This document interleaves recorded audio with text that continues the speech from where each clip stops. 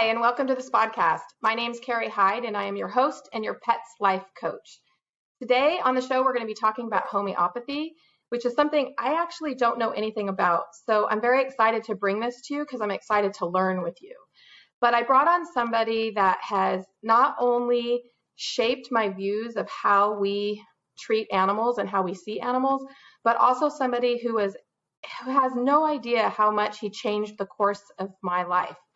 And so it makes me unbelievably happy to introduce him to you, but I just want you to know that before I read Dr. Pitcairn, I'm going to be introducing you to in a minute, before I read his book, I was on a different path, a completely different path. I was a vet tech for many years. I was telling people that their dogs needed to eat kibble because it cleaned their teeth. Go ahead and laugh now. And I read this book, and it was by Dr. Richard Pitcairn, and it changed my life, and I still continue to follow him. And so without any further ado, I would really like to welcome to the show Dr. Richard Pitcairn. Hi, how are you? Good, thank you very much. I don't know if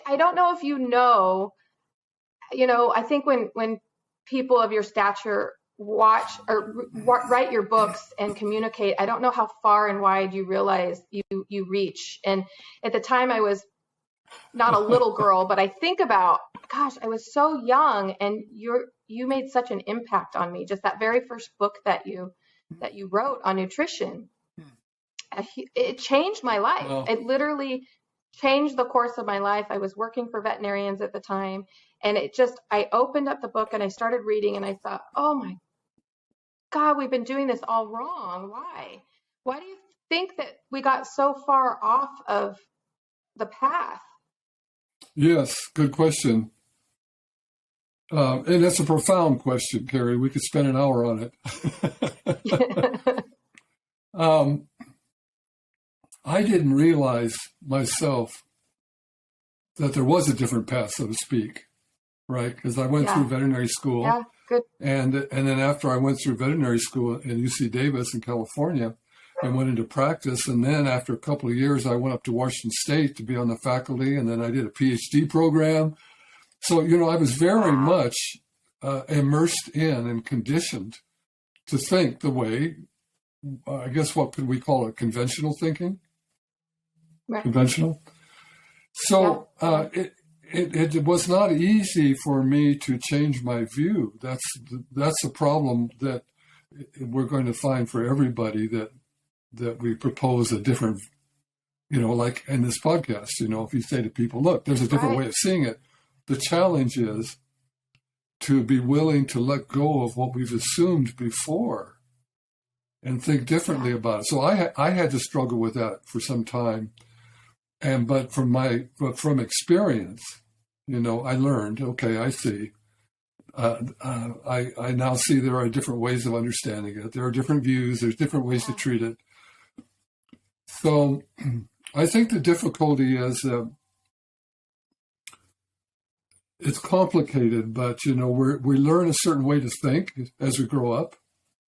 And then we tend to conform to a great extent to our culture's way of thinking, right? Absolutely. And at least in the U.S., I can't speak for all the other countries because I don't know them enough detail. But in the U.S., a lot of people don't realize this, but the system of medicine that we have that's dominant, that we call conventional practice, is a monopoly. The history of it is that it's put down other systems. So we don't have don't have choices. We have one way that's supposed to be right. And so it makes it very difficult for us to think differently, doesn't it? It was really difficult. It was a challenge for me to change. When I first went into the veterinary world, I wanted to be a veterinarian so badly, and it just wasn't in the cards for me, both for financial reasons and other reasons. But so I looked up to these veterinarians like they were gods. And so everything that they said, I just believed. And then you couple that with the marketing tricks that go on with pet food industry and all of that, and it was just a disaster. I just completely thought this, that, and the other thing. But to change my view, which is really what I'm going to challenge our listeners to listen to this entire podcast, because it really is going to be about being open, changing your viewpoint for the better of yourself. And even if you don't go down this path with Dr. Pitcairn and I, and it's not something you do, I always say you can't be on the right path unless you know all of the paths, all of the roads. And so if you just turn this podcast off and you walk away and say, I don't want to listen to homeopathy, then the path you're on isn't a true path, because you don't know what else is out there. So I'm going to, along with our listeners, I'm excited to learn this path. And I'm just going to say one quick little thing. I used to really believe in kibble. And I think back on, God, if I was still on that path, how bad it would be. So I'm excited to get into this with you. But before we get too far into it, one question, or if you could kind of tell us a little about, you sent me some pictures of the Father of Homeopathy. Can you tell us a little bit about him and how long homeopathy has been around? Yes, and I should say as a prelude that the reason I settled on homeopathy was it came from my experience going back to what I said about going through graduate school. I got a PhD in immunology and virology, and I taught and did research. That's and amazing. then I found that I could not pursue the direction I wanted to go in research. I couldn't get the funding at that time. Again, it runs into the same issue. You know, there are certain things that are accepted and other things that are not accepted. So I went back into practice because I wanted to start working more with nutrition and so on, and immunology related to nutrition. And then I found improvements, which are reflected in our book. But then also I needed, obviously, other treatment, because there are going to be conditions where animals can't eat or won't eat, and you need to have ways of treating them. So that's when I began to look at a lot of alternatives. Chinese medicine, acupuncture, polarity therapy, color therapy, all sorts of things. Wow. And I finally... all those paths you went down. Yeah, well, I didn't do all of them, but I looked into them with some seriousness. Yeah. You look into them. And I came across homeopathy, and when I did, it won't be obvious if I say this, but I could see that there was some kind of a relationship to what I'd learned. There was some kind of understanding there that fit with what I'd learned before in a way. And so it intrigued me, and that's why I focused on it. And that's why the last 40 some years I've been focused on studying homeopathy. So to answer your question, excuse me, homeopathy started over 200 years ago. And the doctor that came up with it 200 years ago. That's profound in and of itself right there. 200 years of studying this form of curing people and animals. I'm sorry, I just want to make that point. This isn't a new thing. It was a very significant event back then. We can go into that history if you like. The doctor's name was Samuel Hahnemann, and he lived in the area that we now call Germany. It wasn't Germany at the time, but it was that area of the country. And he was a doctor. He went through medical school, and he took a very ethical position, if I could put it that way. Okay, he studied. He went into practice. 200 years ago, medicine, to a very great extent, wasn't really what we would call, the way we use the word now, we would not call it as a scientific basis, scientific process. It was based more on tradition and on authority and hearsay. It's still that way today to a great extent, but I mean, it was like medicine wasn't based on what we call scientific studies.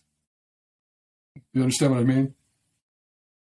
Back then, no, not really. Was. I mean, there was clinical evidence, but there wasn't really studies like we did. So anyway, Hahnemann, after he went into practice for a while, he was a very sharp fellow.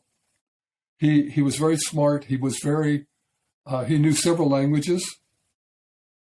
He inquired, asked questions of himself. And after he'd been in practice a couple of years, excuse me, he he decided that he just really didn't want to continue doing medicine because he felt like he didn't really know what he was doing. He felt like there wasn't enough guidance as to what medicines to use and whether they would work or not. Too many people would get worse with them, or they were ineffective, and he just felt, no, this does not have enough certainty with it. You see why that's an ethical position. So he went from... Mm-hmm. It's so ethical, and we don't even have doctors today. Well, there are a few. Just human. Yeah. Well, you know what I mean? Like now it's just kind of, I got my degree and I'm going to go without questioning it. And I think that's so ethical to question yourself. And what's significant about that was that he was making a good living as a doctor, and he decided then to stop practicing medicine. He had a family and he had children to take care of. And he then changed to working basically as a translator of medical books because he knew all these languages. So he would work to translate them so they could be republished in German. And he went into kind of basically into a level of poverty comparatively. And so that's what's amazing about him is he's willing to do that. He did that for some years. And I read one time that because he lived in a house, wasn't very large, with several children, and he didn't really have an office. So what he did was he put a curtain up across one corner of the room, I guess the living room, we would say, probably.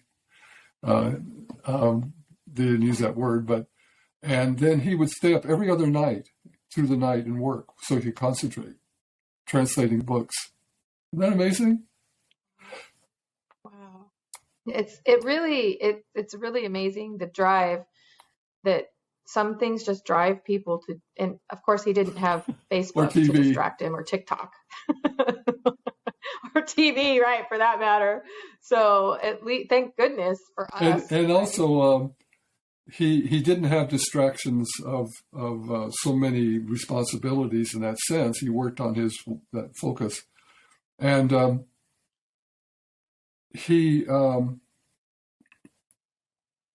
I don't remember how many years he did this, but for a number of years he worked in translating. So the significant event that happened, Carrie, was that he was translating a book by a internationally respected doctor, a fellow in Scotland, name was William Cullen. And he'd written a book that was, a lot of doctors studied, they thought he was the main guy, right? And so Hahnemann was translating this fellow's book into the language, the German language. And as he did this and was reading it, of course, as he translated it, he came across a discussion of this particular substance, which it's called cinchona. It's a bark from Peru, I think it is, from a tree that turned out to be very effective in treating fevers, basically what we would call malaria. They call it swamp fever. And the significance of that was that, as I said earlier, most medicines were unreliable and didn't work very well. For some odd reason, this particular bark that missionaries had brought back to Europe seemed to be very effective in treating fever, and nobody knew why. So it was a mystery, okay? So what Hahnemann did was he's reading Cullen's writing about it, and Dr. Cullen says in his book, that the reason it worked like that was that it was the word that was used as stomachic, which means it's a substance that affects the stomach. And he said it affected the stomach and resolved a fever because it was very bitter. All right, so Hahnemann reads that, and then he writes in the margin of his translation, he says, basically, I'm putting in my own words, he said, basically, this can't be right because there are other herbs that are more bitter. And they don't have any effect, you see? Right. So he said, that can't be an explanation. So here's what's interesting. Here's what's significant about Dr. Hahnemann, what makes it a significant event. After he'd done the translation, he decided to test the substance himself. So he made a tea of it, He was not sick. He made a tea of it, started drinking it, and after a day or so of drinking it, he developed fever. He developed most of the symptoms that have involved what we call malarial fever, the chills, the shaking, the weakness, and so on. Okay? And then when he stopped drinking it, it went away. Okay. And then he started drinking it again, and it came back. And then he stopped, and it went away. So he says, surprisingly, he had no idea ahead of time what was going to happen. And he said, well, maybe it acts somehow because it produces a similar pattern of symptoms. See the idea? Okay. So that's where the word similar, you hear the word using a similar remedy. And that's where it started, because he said he had the idea. He didn't know if it was right. He said, maybe it acts because it somehow, for whatever reason, produces a similar pattern. So he started investigating that idea, testing other substances, and then testing them with some friends and family and so on to see if they worked. He did that for 6 years. Yeah. Well, no, they wouldn't necessarily. When you stop, the testing that we're talking about, as it developed, it became the word that's used now is provings. You may have heard of that, homeopathic provings. The word provings in English comes from the German word prüfung, which means to test. So basically what Hahnemann was doing was testing these substances. So like he might take a different herb, like chamomile or something, and have somebody volunteer to take it and see what does it do to you.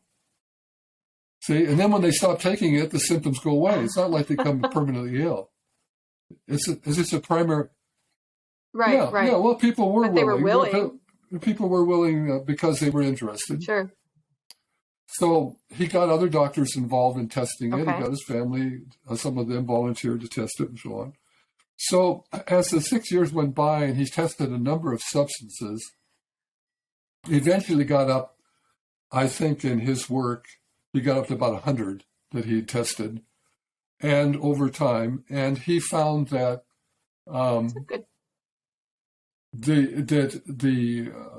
basing the use of the substance to treat people, as he began to test it clinically, you see, with sick people, he began to try that again. Right. So as he began to test that idea, and he found it worked, he confirmed that this was a method that seemed reliable. But he said that... Wow, that must have just been just shocking, like just an overwhelming feeling he must have felt. Wow, this idea, this crazy idea. Yes, exactly. And you can see also you can also see that for him, probably at that time, it was a puzzle. Why is it working? You see, at the beginning, he wouldn't know. Why is it working? Sure. You know? And so that was something that went on for years, and I'll explain that to you in a bit here. Why was it working? And also, in what way was it working? What was the mechanism? You see? So... Yeah. It's so fascinating. The story is so fascinating to me. And I have struggled, and I want our listeners to know, I don't know anything about homeopathy. I've never recommended homeopathy to anybody. I do nutrition all the time, and I would never recommend it because I don't know enough about it. So the story of how long it's been and how we come about it is so interesting to me, and it makes me really want to learn more about it. That's why I want you to continue to teach us about the history and the story, because people just think, oh, homeopathy, a bunch of crazy whack jobs out there, kind of thing. So and I think it's so important. So please continue. Sorry, I didn't mean to interrupt you. I'm going to take a break.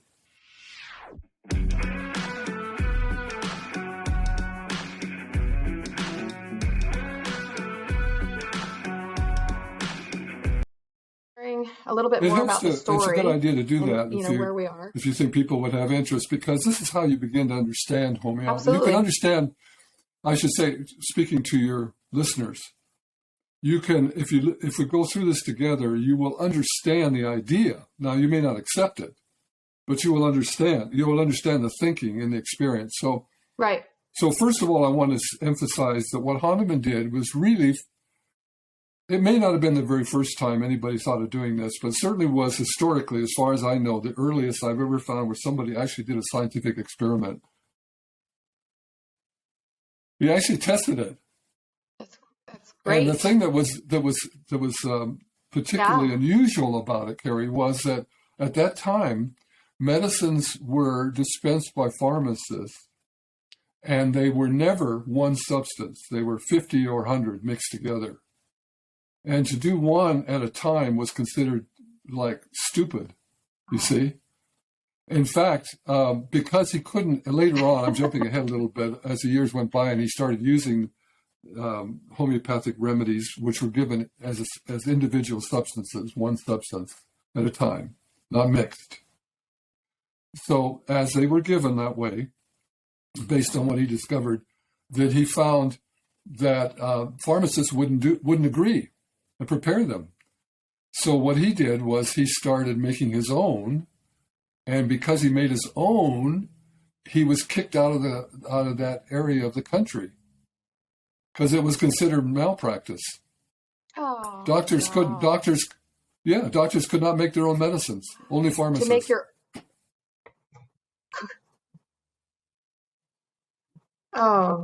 that's it is sad. It doesn't surprise me, but it's sad.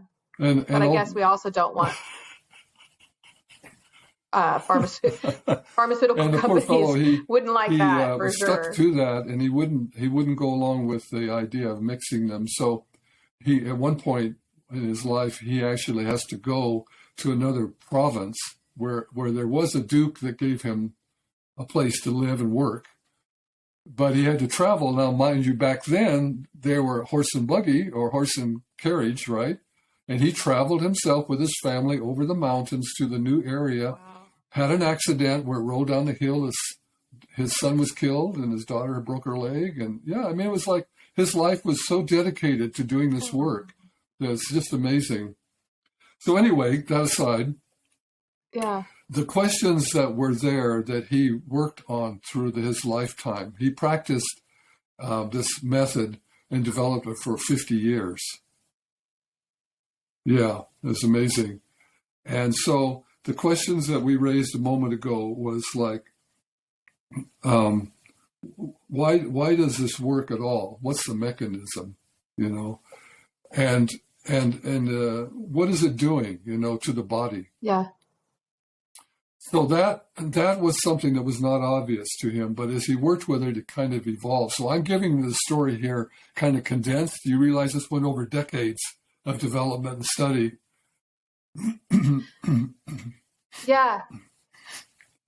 No, I appreciate that we're condensing it a little bit because we're going to get into the homeopathy, but I just don't, sometimes people just want this quick little, well, just tell me what to do and I'll just do whatever you tell me to do. And that doesn't work. Even for me as a nutritionist, I've found so many times I try to get people on the right path of nutrition, but they don't completely understand why I'm choosing that food for this purpose. And then they just think, okay, it has to be whole and fresh, so I'll go give bananas. And so the understanding of why it works is so important. So that's why I agree. You're the perfect person. It's really important to teach this I think it really helps to understand, and because it can appeal to one's logic, to one's intelligence, as opposed to just a belief. Somebody tells you, "Oh, this is the way it is," and you just believe it. That's not the same thing as looking at it and understanding it yourself, right? Yeah. Yeah. No. Yeah. No. Yeah. No, if you understand it, you don't waver from it. Like, when I try to talk holistically to people and their pets, I say, nutrition is only one aspect of if you want a healthy pet. So I get people who want to feed them healthy, but then they're giving them all this toxic stuff outside of that, and then come to me and say, "Well, it didn't work because I was feeding them your food and it didn't work." And also to diet's only one for part. Someone to hear whatever it is, presented to you as a understanding, scientific or otherwise, philosophical, religious, whatever it is, to present that to somebody and then they understand it themselves is for them to take on their own responsibility. Yeah. That's different. That's different than just bowing to authority. Very good. Very well said. Very well said. Right? No, that is probably not going to be the most profound thing that you say with me in this hour, because you are so amazingly profound, but that's amazing. You should write that in your next book, because you're right. I don't want to be the authority on telling you how to feed your pet. I want to teach you how to feed your pet and why you choose certain things. And I want you to then take that knowledge and pass it on. And that's how it will grow. Okay, sure. So, it's very profound. Thank you for saying All right. Okay, so let's get back to homeopathy a little bit. So if I can tell you gradually, why does it work? Be all right? Because I think it helps to see it stepwise. So he began using, I said for 6 years he tested it, and then he began sharing it with other doctors because he felt confident it really did work. Now, when I say it worked, what I mean is he found that you had to match the symptoms with the substance. Now, today's medicine, what you use does not match the symptoms. It may have side effects, but it doesn't in any way cause the same pattern of disturbance in the body. Right. Right? Presumably, it improves the symptom. That method, first of all, he came up with the word homeopathy. Homeo means same as, so like homosexual, same sex. Homeo means same. So homeopathy, pathy means disease or illness. So it was a word for giving something that had caused the same condition as observed by the practitioner, same symptom pattern. The other method, which is the one dominant today, he called allopathy, because the word allo means other. So it means giving a substance other than the similar symptoms. Okay. Those are the two contrasts. No. Those are he said did he said both of those? The other method of using substances is not similar. Do not cure the disease, they only cause the symptoms to diminish. So as he went on with homeopathy and developed it, and he used it in he developed a practice and started applying it and sharing it with doctors. It started to spread because of its effectiveness. It was amazingly effective, especially in epidemics. That's a whole story in itself. To show, I do presentations on this. If you ever have interest sometime, we could do that, where it shows how effective it was in epidemic. Unbelievable. Even like the epidemic today, would be the colleagues I have, where they just use one remedy and one dose has stopped it. Yes. You had posted something for the coronavirus, right? Yeah, I Dr. Pitcairn, I stalk everybody that I'm interested in. And I've been stalking you longer than any other person on this show. I told you I had read your first book that came out. I actually tried to get into one of your homeopathy classes long time ago, but I'm not a veterinarian, so I completely understood why I wasn't able to get into that. So no harm there that I wasn't accepted. But I didn't know you were stalking me. No, I think I saw you around the corner the other day. Your work that you do. So well, I told you, my mother lives very close to you, definitely. So you may actually see me at a restaurant one day or something. So, but well, thank you. So yeah, as so impressed homeopathy with was then picked up and used by other doctors that were impressed with it, it began to spread, and it spread from where he lived into Europe and then other parts of the world, and it went into almost the entire world. Not so much Asia. It didn't go into Asia. It has recently gone into Japan, but it spread over most of the world through Europe, South America, Africa, Australia. So you'll find that the history is there, and sometimes still the active use of homeopathy in many parts of the world. And again, because of its effectiveness in treatment. So anyway, as it spread, and what was I going to say here? Well, then other doctors were, giving back the experiences, and Hahnemann was learning from that. So one of the things that happened as he went along, early on actually, that he discovered, which will come to the question of what we mean by potency. You know, when you buy a remedy, all the remedies traditionally the names are in Latin. So that's just the way it is. So, which is kind of nice, because if you go to another country, it has the same name. You know, yeah, it does. But some of them are very common plants. Oh, like, yeah, that makes chamomile is chamomilla. Yeah, that would be helpful. For example. But if you buy the remedy, you'll see a letter like C after it, or an X. And so people will wonder, what is that about? So I'll explain that, because that was an important part. Oh. Yeah, go slow on that, because that's what scares me. And I think that's what scares other people. I mean, I can go right now to Mother's Market or Whole Foods and I can see these bottles that have these X's and these C's, and I zone out. I'm like, oh my gosh, I don't want to do that. So let me explain that. So when we get to that, that's, I think, because it was an important part of how homeopathy developed and how Hahnemann understood it. So, because I'm not jumping to the final conclusions, because it's too much of a jump, you know what I mean? It'd be like people if the listeners would turn off the channel, because it's like, oh, come on, this is too weird. I don't know. Hopefully they yeah. No, that's why I'm challenging you all. Stay with me. Stay with Dr. Pitcairn. Stay with us, because there's so many cases right now of animals that are not healing. They are not getting better, and they're struggling, and they have such a short lifespan that to just try one thing for 3 years is that's not working. You're not giving your pet a chance. So please stay with us. It's going to get a little deep, but let's go. Started using this method that we've discussed so far, which is using a similar substance. So let's say, to make it more clear to people, let's say you have a cold, all right, and you have a runny nose and sneezing, and maybe your eyes water and so on. And what was discovered with Hahnemann's, the discovery we discussed at the beginning, was that if you give that person with a cold, say an herb, it doesn't have to be an herb, it could be an animal product or a mineral, but oftentimes it's an herb, and you give that person an herb that, when it was tested in healthy people, it produced very similar symptoms: watery eyes, sneezing, dripping from the nose, and so on. Okay, you follow?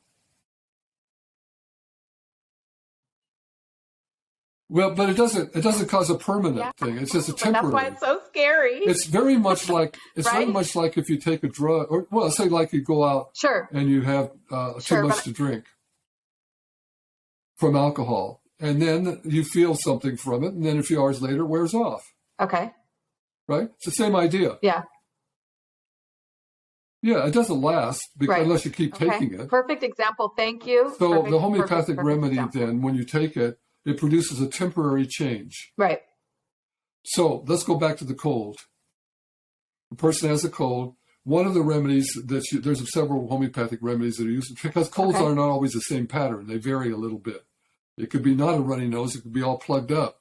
It could be just one side versus the other. Right?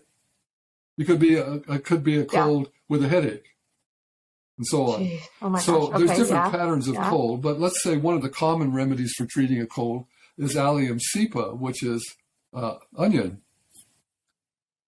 And any of you that have cut up an onion for cooking know how it makes your eyes water.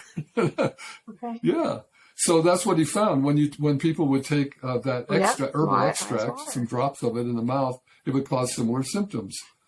So he found then that if you gave that, let's say the person had a cold, and then he took some onion extract, say he soaked it in water and got some onion out of it, and then he'd take a spoonful of it, it would indeed resolve the cold. That was the thing he discovered, and we can go into that in a moment, why that happens. But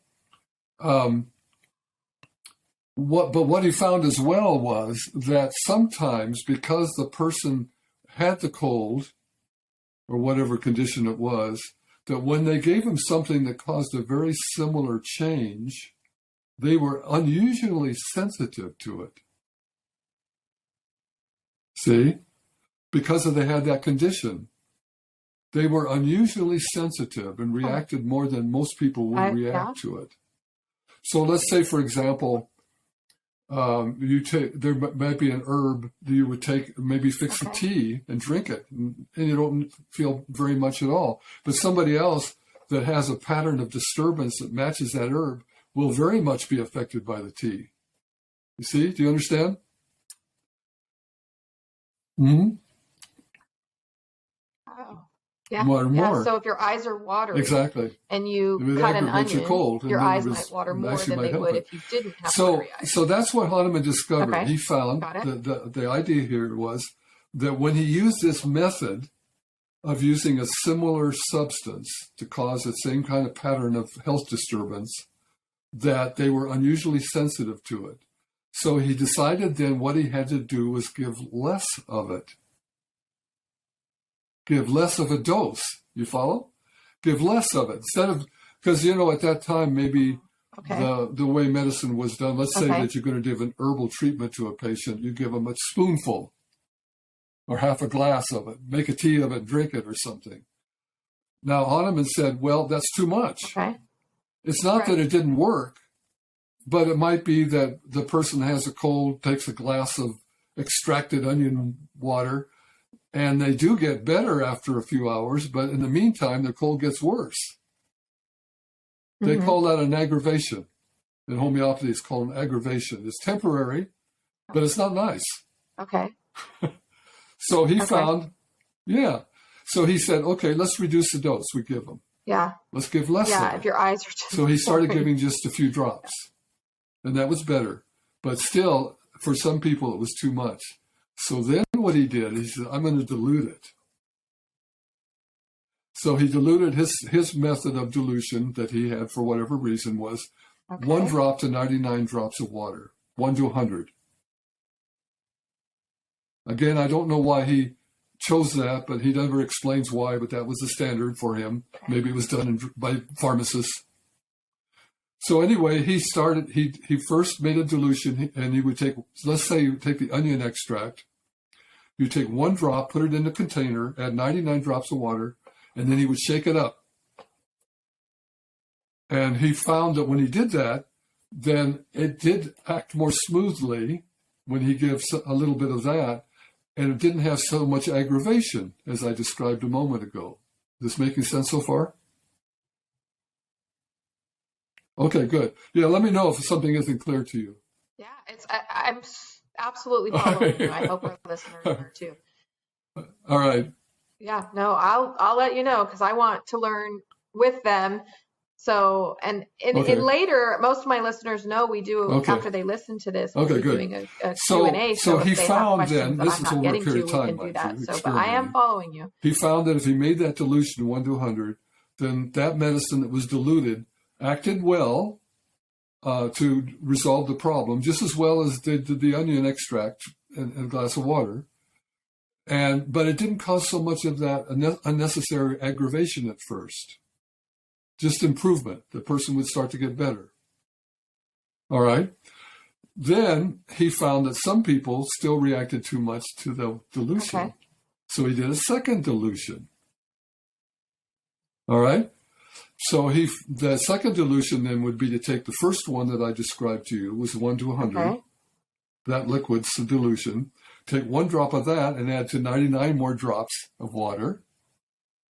That's the second dilution, and shake it up. And then that was he would use that, and that worked very nicely for some people. Well, over decades of work and experimenting, he found that he could do that repeatedly and it would still work. And he did that up to 30 times in his lifetime. So now, going back to the first one, the 1 to 100 dilution. That's where those come in. That he did. Okay. He called that a 1C. C is a Latin letter for 100. Okay. So it meant, so it means diluting 1 to 100. Okay. Okay. And the 2C is doing 1 to 100 twice. A 30C, 1 to 130 times. Okay. The most you can get any of those, but from a pharmacy. And is that but how it comes in most those often what you'll see in the store is 6C and 30C. 1C, 2C?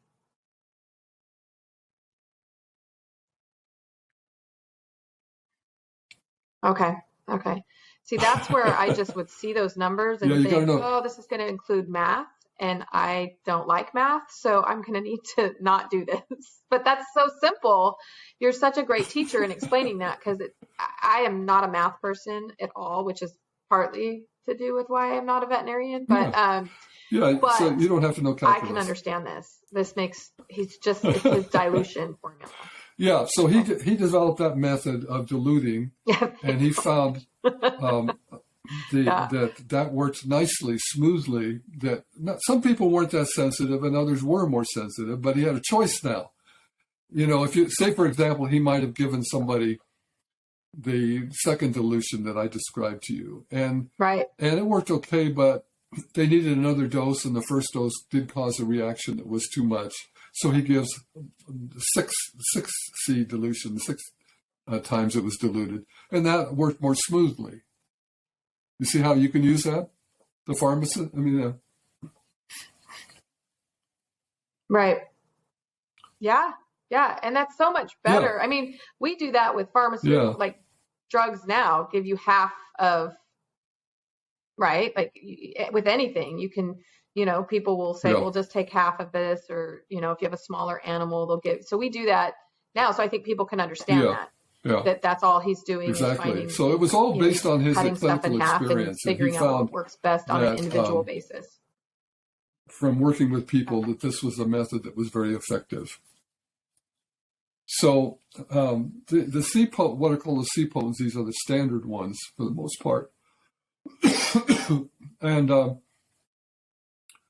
And then later on, I think after Hahnemann's life was over, sometime later, there was another fellow, and I forget his name now, it's not important, but there was another guy that decided, why not do 1 to 10 dilutions? Why not experiment with that? So he developed that method himself and tested it. And the Latin signification for 1 to 10 is X. There's the X. Yeah, so there could be 6X, 6C. So X is diluted not so much apart, 1 to 10 instead of 1 to 100. I'll say briefly, people ask, what's the difference? Both can be used.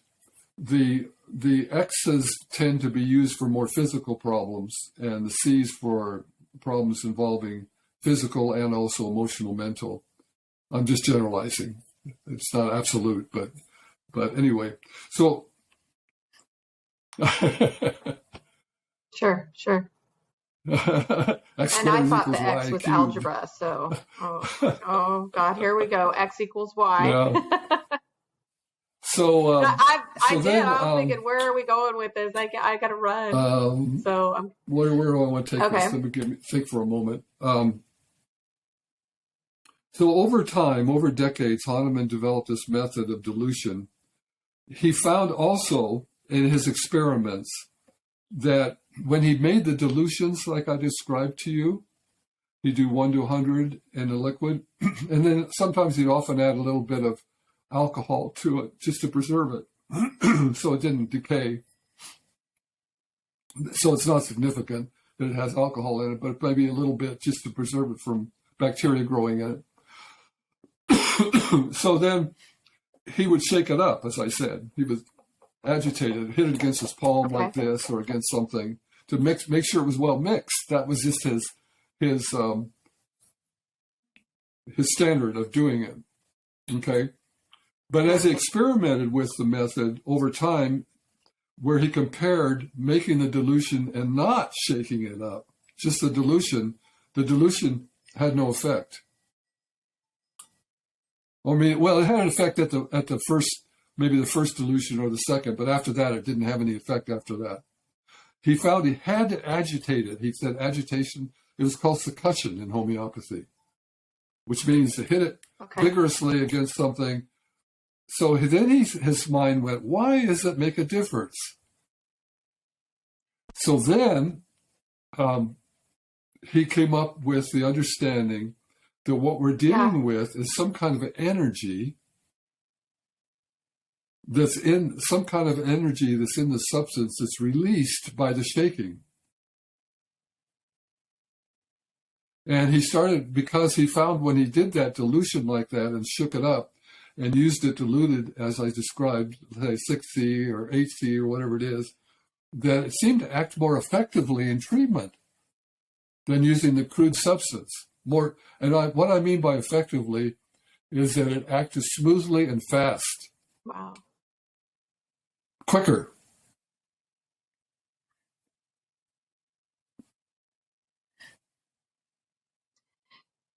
If someone's trying you. homeopathy, do they have to shake it every time they give it, or once it's done, it's done?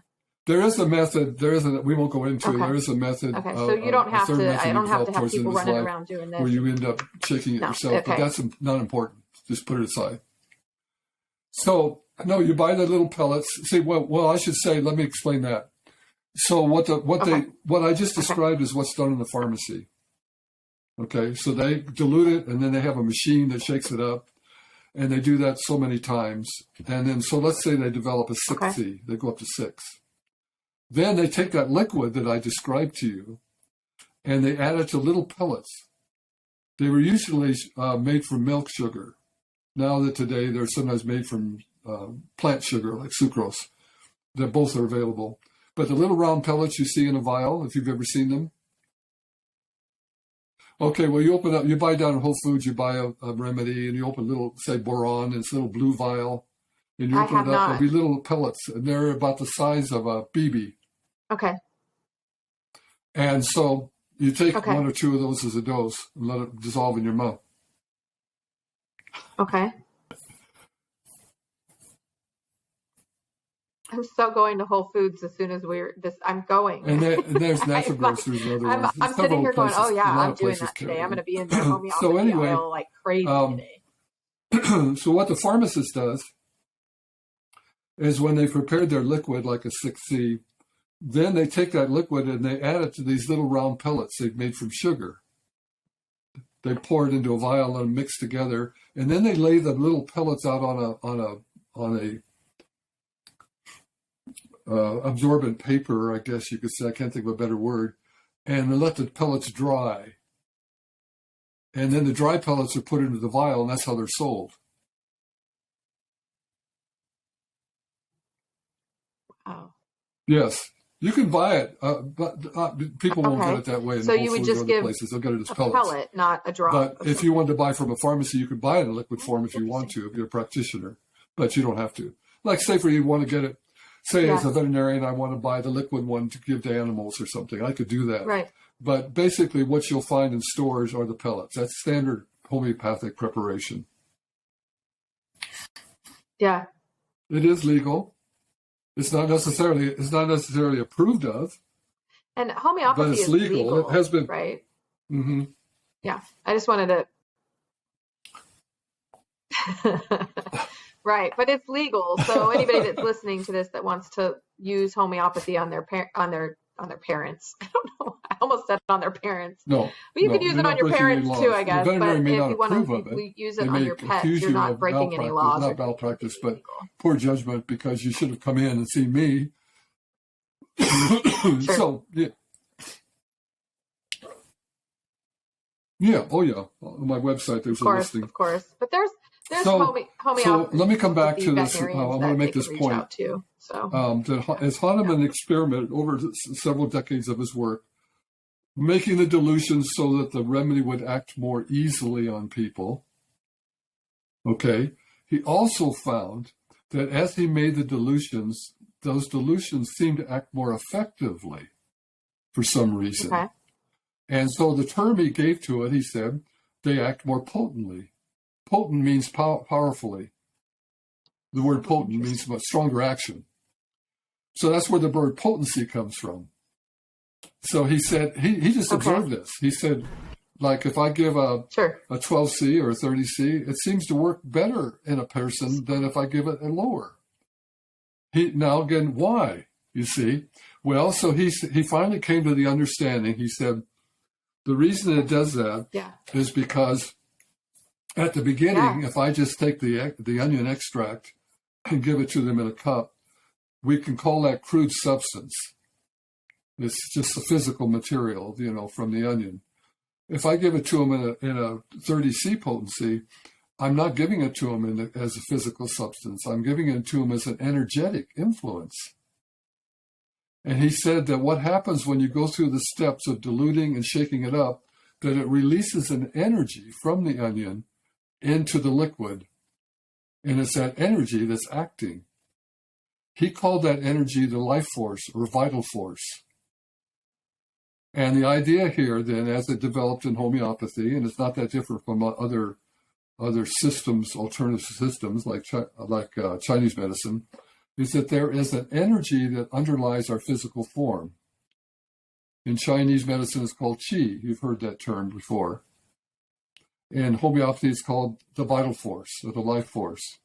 And the idea is that there is there's a force that brings the body into manifestation and basically runs it like a machine. So what you're doing then with the medicine is releasing that energy through that process of dilution and shaking up. And he said when you release the energy from the physical form, the energy's influence becomes more powerful because it's not tied up in the physicality.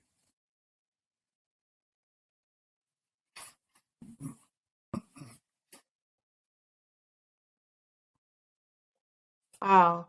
So just as an example, I might be wrong, but let's say, I do have watery eyes. I'm going to go back to that one because it's an easy symptom to kind of talk about.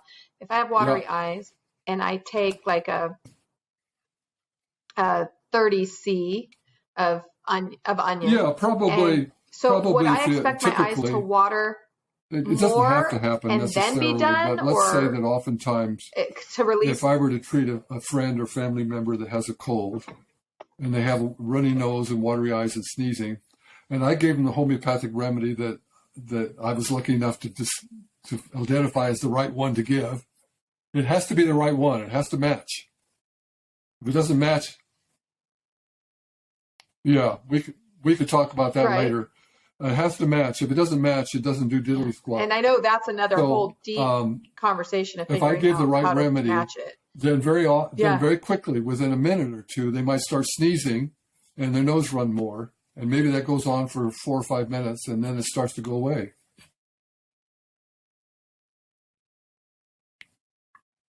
You don't always have that reaction. Sometimes they just get better. But it's not unusual to have a little bit of reaction at first, the first few minutes. Okay.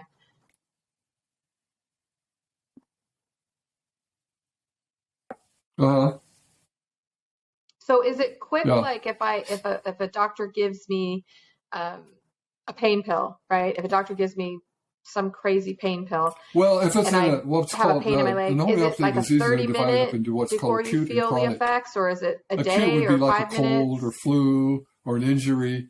There you expect a response within minutes. If it's chronic, heart disease, maybe,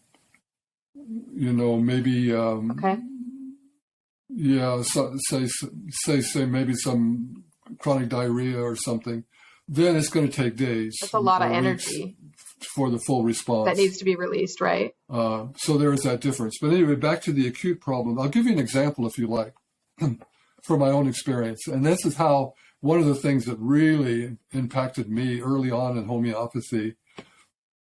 It's me. This is very early when I started studying homeopathy. I started reading about it. Oh, and I told you I at know the there's beginning a cat how story this kind of intrigued me. I wanted to learn more about it. And I didn't really know what to look at. I didn't have any training. I had found a book on treating animals with it that was kind of simple, which is okay. And then I found a homeopathic book that was for treating people, and I was starting to read it. And I was at that time, I basically was more or less in today's terms, to say in poverty, because I had quit medicine. I was frustrated with medicine, just like Hahnemann, and I had decided I didn't want to do it anymore. I didn't feel good about it, and I got a job eventually teaching in a high school, teaching physics for a year, just a year. But I went back and but then I went. I was in a Quaker school. I wasn't Quaker, but I taught in a Quaker school in California. That's another one of my best friends. But I went back into. I ended up going back into medicine and working at an SPCA. But anyway, the point is, I was in that interlude where I didn't have much income, and my wife and I were living in a rented bedroom, and we had very little money. And so I said to her at one point, I'm reading homeopathy. I said, Could I go ahead and buy this kit of homeopathic remedies so I could experiment with it? It's $40, And she said, well, if you'll use it. So I went ahead and ordered it, and I got the kit. And then shortly after that, we drove up to Oregon from California to my parents' place for Thanksgiving. And so I took my little remedy kit with me, my little book on homeopathy. And as I drove up, I got the flu. And so I had aches and pains and headache and nausea and all that stuff, So when I arrived at my parents' house on Thanksgiving Day, I just went to bed. And everybody else is in the other room around getting the table set up and everyone's talking and laughing. And I'm in here in bed in this miserable state, And I thought, well, why not just go ahead and try homeopathy? I'm studying this, I had never really used it much at all. So I looked up in the book about treating flu. I thought I recognized what remedy they described should be used. And I had it in the kit. I'll use it on myself. So I took a couple of the pellets from the kit, 1 dose. I lay back in bed, kind of dozed off. 30 minutes later, I'm at the table, normal, having Thanksgiving dinner. Okay. It was unbelievable. Yeah. Everything was gone. No symptoms. Oh, felt my great. gosh. That really blew me away. It's unbelievable. Oh. Wow. I wish I had the homeopathy kit because I spent a Thanksgiving in my bedroom while my family. Well, you got to figure out how to recognize a remedy. That's the tricky part, unfortunately. I was lucky. Family came. But I think, in a way, if I can swing over to a more spiritual aspect, I think homeopathy wanted me to learn it. Yeah.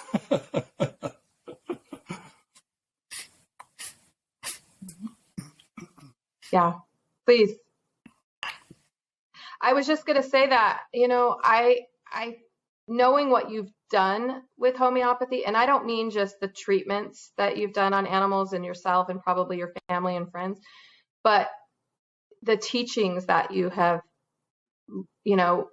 they go so far and wide. So I'm going to get spiritual with you too and say that's the energy saying, look, he's got to get this right the first time, because if he doesn't, we got to find another person that's going to help teach the world about this, because you were the right probably person. Was. And you were absolutely I didn't the right really person understand it at the right time after to learn that, and I didn't really totally accept it after that. And I can tell you, if I'm not going too much of a digression here, when I went back, I was still I was working at the SPCA, and I was trying to understand how to use it, as I said. And I got this book, another book that explained it more in detail for homeopathic practices as done in people.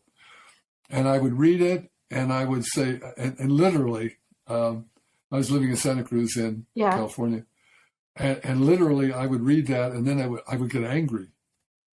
I think, oh, this is bullshit, and I'd throw the book in the corner. And then the next day I'd pick it up and start reading it again. I couldn't stay away from it. And I went on for, I don't know, a couple of months or something, working my way through the book. And I still can remember one morning at that place, sitting in the living room on the rug, reading the book. And all of a sudden I said, oh, I get it. And after that, I understood it. It's amazing. It's an amazing experience. Makes sense. Yeah. Yeah. I'm hoping I'm already I know I'm already, the fact that I wanted to bring you on the show, Yeah. I know inside is telling me and pushing Yeah. me that, Yeah. I love to educate our listeners and myself. And so I already know I'm on that path, but I remember that aha moment with nutrition, after I read your book, and I just, Right. it just made Yeah. sense. It Oh, wasn't yeah. something that once I was open to it and was willing to challenge the other beliefs that I had, which I had to challenge those. I had to challenge beliefs that I had spent 12 years. Then I had to deal with the guilt of all of the Mm-hmm. times I stood in front of people with pets with diarrhea and said you had to feed this junk, and I had to deal with the guilt. And then there was the embarrassment of change, right? Because people were listening to me, and now I'm telling them, okay, everything I told you wasn't right. So there was these three things that had to take place. And I imagine you went through something very similar as a veterinarian. I've taught you this, and now I'm teaching you that what I taught you isn't the right path. And so I can only imagine that. But to me, that's right. We the won't people that change do that are the people I really want to listen to, because they're challenging themselves constantly. And if we don't challenge ourselves, then you were very stuck. brave and unusual, Carrie, to do that. Most people will not. Yeah, no, we got to get into that direction. So I'll tell you, it was really, really, really scary and challenging. And I also had to speak out against the veterinarians, not against them, but I had to come out and say, I can't follow this anymore. And it's definitely challenging, but well worth it. And I still continue to fight the fight. So let's, because I don't want to take up too much of your time. I feel like we could do like 10 shows on this, and I will, but just to kind of shift it a little bit, because we've been talking for a while. If you're to use homeopathy, and let's just say you had and of course we're not diagnosing any pets here, so I don't want anybody to be listening this, and when I ask this question, please don't just go out and decide this is what you're going to do. I'm just getting some ideas of how it would work. But let's take a pet with an ear infection, for example, chronic, all the time, been on antibiotics his whole life. Oh, absolutely. Comes and goes, back and forth. If I may explain that a little bit. Let's say a culture was run and we know it's yeast. Is this something that can be treated with homeopathy? They're called infections, which is I don't agree with. They say it's caused by yeast. The important thing for you and your listeners to understand is that all dogs have yeast in their ears. Yeast is normal. And there was research done years ago, I don't remember the year, but quite a few years ago, there was research done in Japan to show that the ear condition we call infection is an autoimmune disease. And what happens is the ear canal secretes excessively because of the inflammation. And the yeast simply live on that. It's like free lunch for the yeast. They are not the problem. The yeast is not the problem. So you can treat it, but it's more of a chronic condition. So it won't be immediate. It might take a month of gradual improvement. But anyway, yes, you can treat it with homeopathy. And I can explain to you the way it would be done is the way the homeopathic practitioner would work, the way I would work it as a case if you brought your dog to me with this problem, okay? I would want the details of the condition. So what I mean is, okay, are both ears affected or just one? Let's say both ears are affected. What did you observe as a change? And you might say, oh, there was a lot of excessive wax production, very liquidy, oily stuff, and it smelled bad. Okay? And he also was very, very, the ears got very hot to touch. So then what I do is I go back into there isn't one remedy for ear problems. There's a number of them. So I could show you I mean, I don't know if you do screen sharing. I could show you what it looks like, but we're not really set up to do that right now. But so what you do, the homeopathic practitioner goes into the references, and I would look up inflammation of the ear canal, and there might be 35 remedies there listed as having that symptom. Okay, then I take so I select those. I can do it on the computer. I can do it on a piece of paper. So I write them down, but computer's faster. And so I select those 35, and then I go and look at the other symptom, excessive production of wax. And then maybe in there there's 12 remedies. So I put that second symptom into the grouping. And then I go say, the secretion smells offensively. And maybe there's 10 remedies for there. So I put those in. And then I might say, production of heat in the ears, and that's another one. So I take all of those 4 things we've determined about your dog's ears. I combine them all 4 symptoms together to see what remedy has those 4 symptoms the most. Of all those remedies, there might be a total of 50 remedies, all possible, to have one of those symptoms at least. But when I put them all together and I say, okay, which of the remedies have all 4? Now, maybe there's 6 of them. Making sense at all? And so then the homeopathic practitioner says, okay, of those 6, which one fits this dog the best? And you know that from studying the details and what we call materia medica. Yeah. And say, okay, I think this is the one your dog needs. So we'll give that one remedy. And then that's how we choose it. So it's not so simple as asking me, what's the remedy for your problems? It's like, what is the pattern of your dog? Just like, say, the person has a cold. What kind of cold do you have? Right.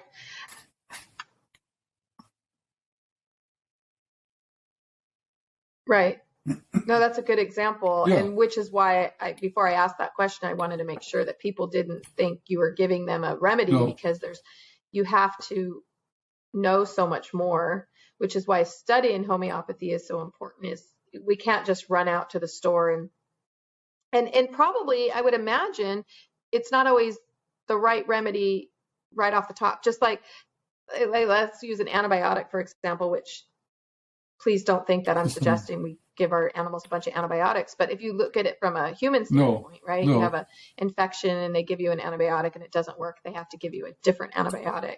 So it would probably be the same thing. You don't always get it right the first time, especially with an animal, right? Because you're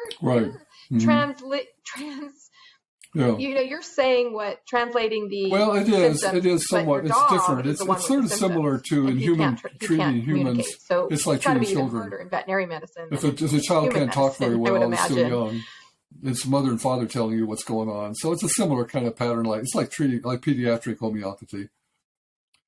But so you let's say to give an example of what you're talking about, which is a good insight. Let's say that I give your dog what I think of the 6 remedies I came up with as possibilities. I gave you one, and instead of just getting well, your dog, one of the ears swells up, and that's a symptom that's part of the pattern that I didn't know was there. So now I come back to and I say, okay, of the 6, the remaining 5, which one has a swelling of the ear? Oh, that one does. So now I give that one. So that's why the homeopathic practitioner, that's why you work with a homeopathic veterinarian. Now, that said, there are acute conditions where people can learn to use homeopathy themselves, and obvious places where there's injuries. There's a number of remedies that are very like arnica, hypericum, rustox, other remedies that are very good for injuries. It doesn't hurt to use them. And there are good guides. There are printed books, about how to do that. And people can do that on their own. Where it gets complicated is when you deal with a chronic problem. Yeah. It's just more complicated.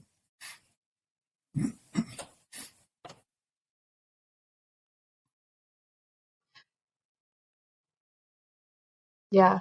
But yeah. But if you had a dog who jumped off the couch and injured his leg a little bit. Yeah, just to give you an example of you could try something like a let's say your dog jumps off the couch, because what happened and you're aware of everything. So, Arnica doesn't seem to do anything.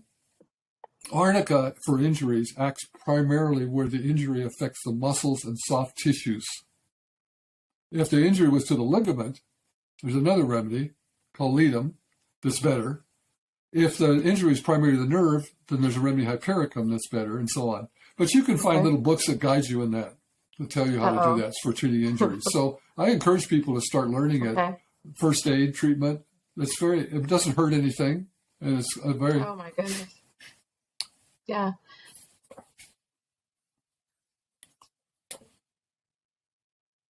Yeah. Oh gosh. Is there a book that you think would be there are a really good books about beginner homeopathy book for in general, somebody but the wanting kind to of thing learn we're this talking about that I need to buy? I don't know all of them out there. There's we cover some of that in the book that my wife and I did. Excuse me, sorry. Yeah.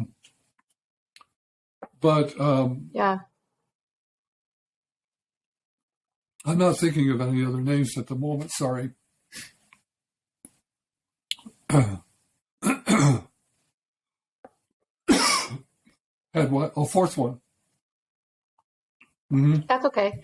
We can look them up. As far as the books that I don't know if the earlier you editions are. The third and fourth are. I know that. A fourth one. The fourth edition emphasizes more. So, and those are what all I of your recommend books now are is available on nutrition, Amazon, correct? plant-based because of the environmental toxins. Okay. Okay, So, sure.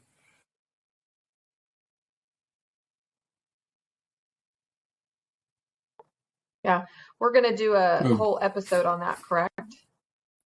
I know. I want to do an entire episode on Dr. Pitcairn's fourth book. So we'll look a lot closer into his belief into plant-based feeding. So I want to learn a little bit more about that. It's interesting because when I first talked to Dr. Pitcairn, I always do a little pre-call before to see, and he thought I might not want to talk about his fourth book because I'm a raw feeder and my dogs eat a lot of meat and I'm a big believer in it. And he said, well, you probably don't want to know about this. And I said, I want to know about every path that is out there. I may not go on that path, but I think that the knowledge is so valuable for me to have. So I'm interested. So I do want to do that episode with you. I think you're somebody, I don't want to just go, well, I can only believe this part of what this guy says and not that part. And so that's something we'll talk about. And what is your fourth book called? Is it the same title, just fourth edition? Okay. So we'll have all of that in our show notes and everything, so everybody can find ways to get a hold of that. So if you're listening, we'll make sure that's all on there. You could just search our show notes for that and get all of that information. So if there was, when we're talking about, I'm going to use CBD as the example because I'm familiar with it. So CBD oil, there is junk out there that just is so over diluted and coming from God knows what, and it's sold at 7-Eleven, and it's just, please don't bother. And people spend a lot of money for it. And then there's really good products that I have actually witnessed and have seen work, and I think it's very valuable. I've done a show on CBD with somebody who I think has a lot of integrity. When it comes to homeopathy pellets, like I guess in a way, do we have the same problem in homeopathy? It makes sense from what I said before. That people are selling that we need to be cautious of? The focus of Dr. Hahnemann's discovery was to use a medicine that had a similar effect. One medicine. That's really an important part of homeopathy. One medicine, not two, not combinations. All right. So then, as it went along, and now there's well over 1,000 remedies that have been studied and developed. So when my reference books I have back here you can see behind me on my shelf there, those are all homeopathic books, and those are all material that describe the remedies and what they do and so on. So, so it takes some study to know, for the practitioner to know which one is most appropriate, right? There's a whole understanding behind that. However, for the people listening to this, it's going to seem confusing. Oh, I can never do that, and I it's overwhelming. It's too complicated. So they go to the market, and the market will promote certain products. And they'll say, this one's for flu, influenzainum or something, you know. And so what the pharmacy's done is promoting one particular medicine. Will work in some cases, but not all. And they usually will say almost in all the medicines you buy, almost all of them, they'll say to take the remedies several times a day repeatedly. You don't do that in homeopathy. You take one dose, maybe 2 or 3, that's it, you stop. So that again they do that so they can sell the medicine. And then also you'll see a combination products where they have 6 or 12 remedies mixed together. And it'll say for itching, for diarrhea, for what like that. So again, that's not homeopathy. It's not considered ethical. What they do is go back to what I said about the dog with the ear problem. So I look up inflammation of the inner ear, and there's 30 remedies listed, say, that have been known to have an effect on that. And there's different levels of importance of the remedies, and I know it's hard to visualize this, but in that listing of 30 remedies, there's 3 or 4 different levels. Some are more outstanding because they're more prominent, and a symptom appears more often with that remedy when it's tested. So what they do as a pharmacist, when they say, okay, I'm going to put together a combination formula for ear problems in dogs, I look at the 30 and pick out the top 6 and mix them together. And maybe they'll work. And sometimes they do work, but that's not homeopathy. So I advise people not to use the combination remedies, not to keep repeating them and buying them and using them like a drug. Yeah. And also don't try to yourself treat chronic problems, skin allergies, heart conditions, you know, whatever is obviously a long-term chronic problem. You should work with a practitioner. You've got to work it out. Yeah.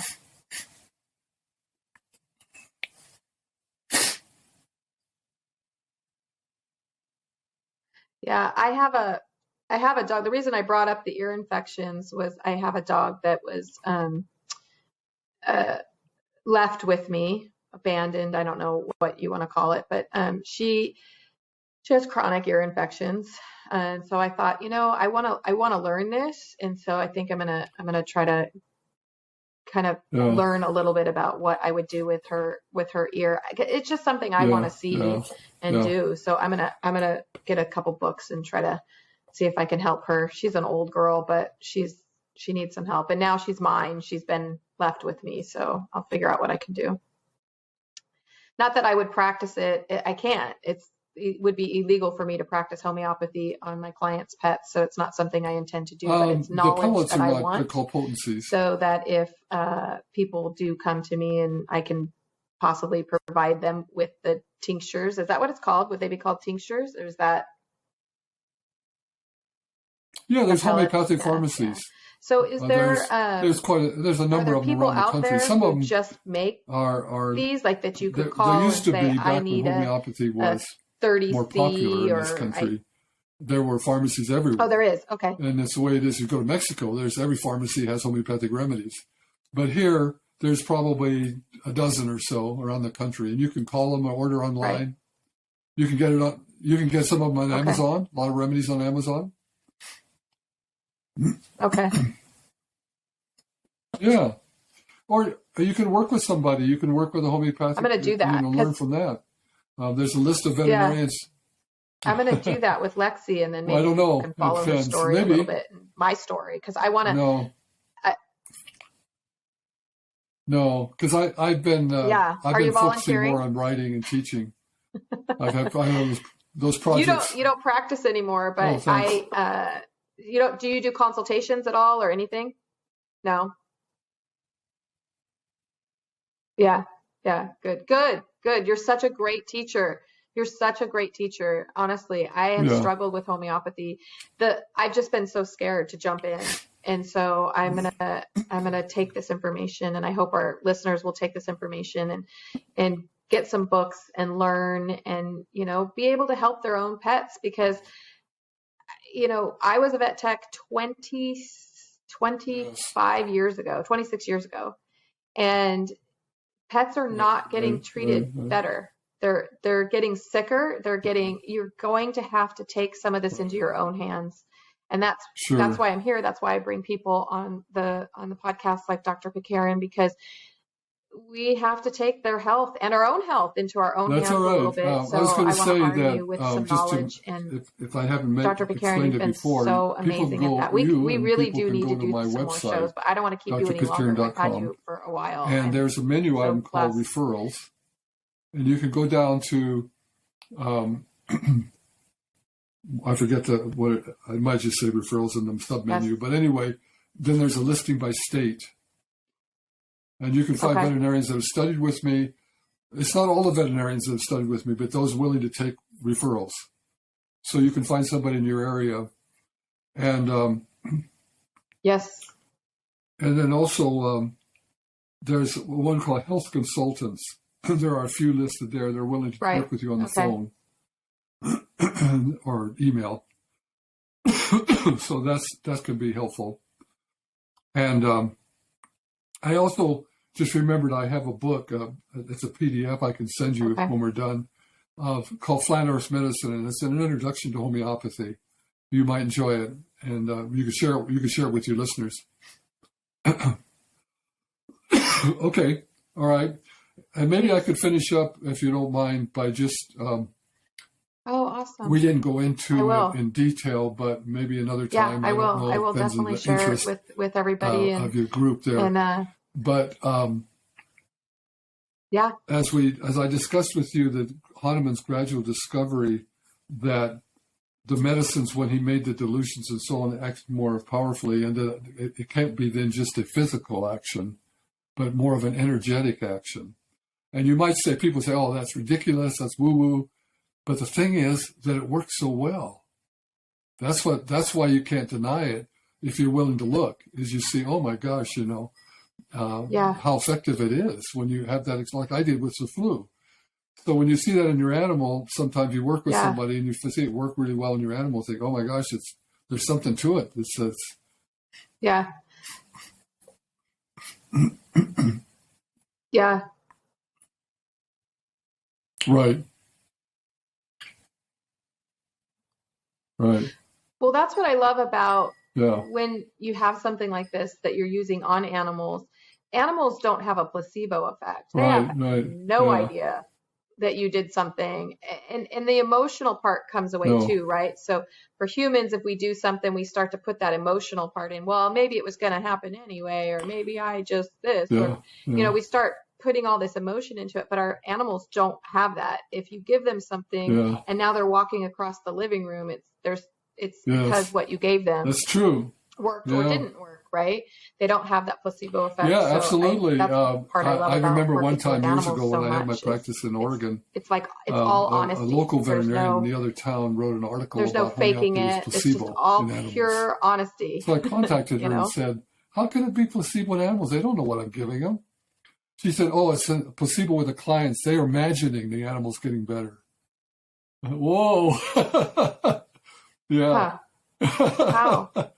So anyway, back to what I wanted to say about Hahnemann's work was he finally came to the position, which we don't have time to go into, was that alrighty. Yeah. Disease really happens on an energetic level, not on a physical. That's where the problem is. And that's fascinating in itself to go into and understand how that's acting on a level of consciousness. And it makes it then understandable how it relates to quantum physics and how it relates to spiritual healing and so on. It's really fascinating stuff. Yeah. Yeah. Yeah. Well, I know when I was younger, people would talk about energy and all this stuff. I was young and, dumb. And so, and closed-minded and whatever. But now I'm such a believer in energy. And I always give this example to people. You can walk into a room and two people are fighting and not a word is said. And the second you walk in that room, you will know you want to leave. Because that's energy.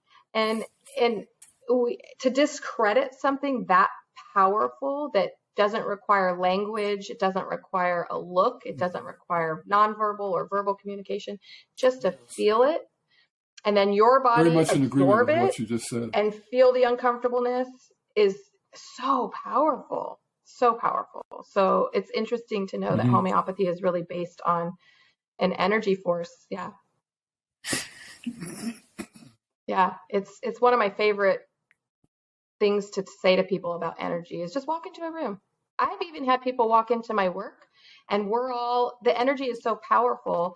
My work, we work with animals and we love our job. So we're always in a good mood. Like we just have the greatest staff and all of this, and we'll be happy go lucky and someone will walk in who's having a bad day, and within a second, that's what's happening in our culture today with all this worry about the staff all epidemic, gets kind of what's going on, and that's how powerful the energy is.